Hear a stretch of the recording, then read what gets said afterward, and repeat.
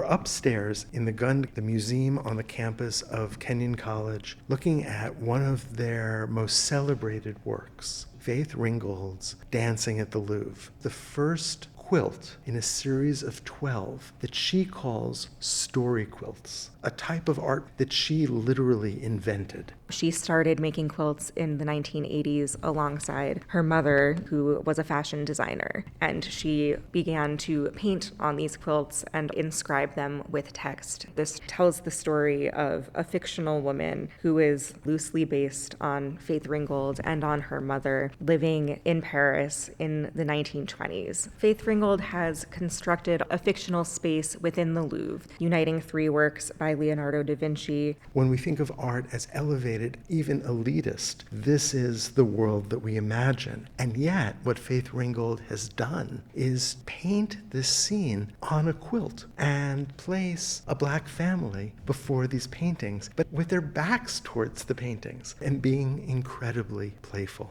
The author of the text, which is posed as a letter to her Aunt Melissa, is visiting the Louvre with her childhood friend Marcia. They're visiting the Louvre with Marcia's 3 children to see the Mona Lisa, but their joy and their dancing, as she puts it, becomes the show. Faith Ringgold is playing on the expected norms of a fine art museum, disrupting the quiet and the ivory tower of it all. The sanctity. The sanctity.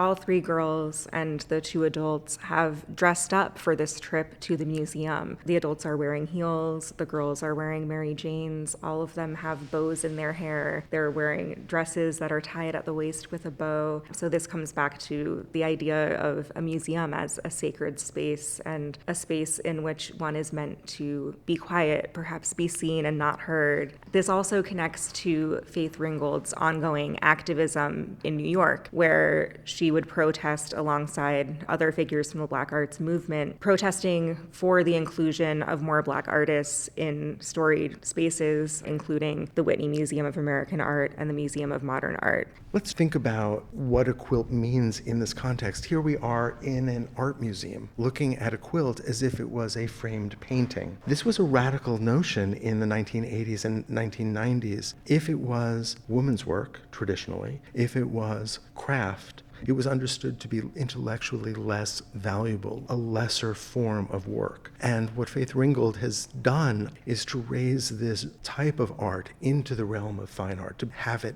taken seriously. So Faith Ringgold is within a legacy of not only women who worked with textiles and quilting, but specifically Black women. Faith Ringgold is using this medium of liberation and expressing just that. Look at the Virgin of the Rocks, for example. Look at the blues and aquas and greens that are almost electric, that are so unlike the original painting and are a kind of free interpretation, as this entire image is. And surrounding this, there are 2 bands of text from the point of view of this fictional character writing to her Aunt Melissa, who is back in Atlanta caring for her own children, who she has left behind as she has gone to Paris to be an artist. On the top right, there is an oft-referenced piece of this letter where she writes that she resents her friend Marcia telling her that her children belong in France with her instead of being raised by their aunt. Why would the artist include something like that in this image? And I think it speaks to the challenge of being a female artist in the 1960s, the 1970s, and the 1980s, and the need to devote an enormous amount of time and attention to one's own work and the cost